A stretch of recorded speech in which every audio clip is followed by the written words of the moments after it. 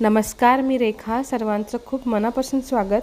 आज आपण शेवग्याच्या शेंगांची रस्सा भाजी करणार आहोत बटाटा घालून. तर त्यासाठी मी इथे शेवगाच्या शेंगा अशा पद्धतीने कट करून घेतलेल्या आहेत आणि त्याच्या शिरा आपण काढून घ्यायच्या आहे. त्या हलक्याशाच काढायच्या आहे, खूप जास्त काढायच्या नाही आहेत.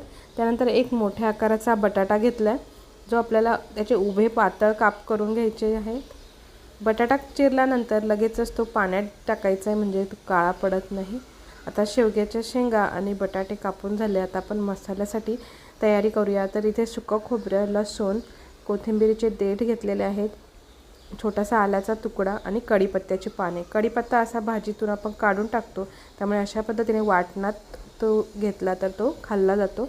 2 मिरच्या घेतलेल्या आहेत आणि हे पाणी न घालता अशा पद्धतीने मिक्सरला लावून जाडसर असं वाटून घेतलेलं आहे.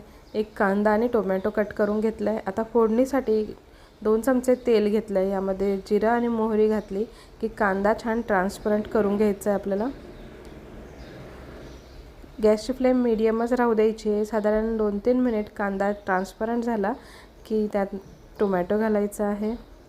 हिंग घातलेला आहे 1 चमचा. टोमॅटो मऊ झाला की यामध्ये आपण जे वाटण तयार करून ठेवलेलं होतं, हिरवं खोबरं, कोथिंबीर आणि लसणाचं, ते घालून घ्यायचं आहे. आता गॅसची फ्लेम लो करायची आणि आपल्याला हे सर्व मसाले परतून घ्यायचे आहेत. तर यामध्येच आपल्याला लाल तिखट, हळद आणि धण्याची पावडर घालायची आहे. मसाला करपू नये म्हणून थोडंसं पाणी घालायचं आहे, साधारण 1 चमचा. यामुळे मसाला छान फुलतो आणि करपतसुद्धा नाही.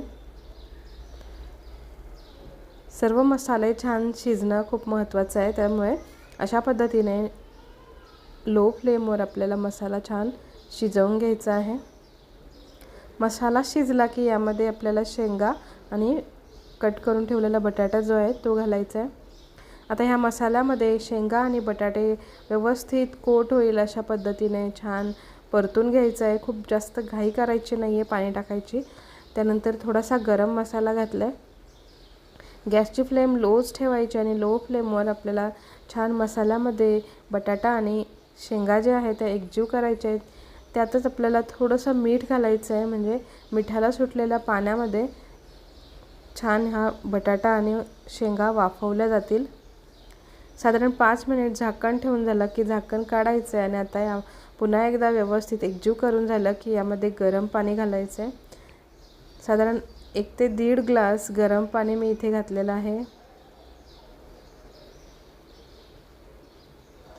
आता आपण याच्या आधीसुद्धा मीठ टाकलं आहे, तर त्या अंदाजानुसारच चवीनुसार मीठ घालायचं आहे आणि उकळी आली की झाकण ठेवून आपल्याला हे 5 ते 10 मिनिट शिजवून घ्यायचं आहे.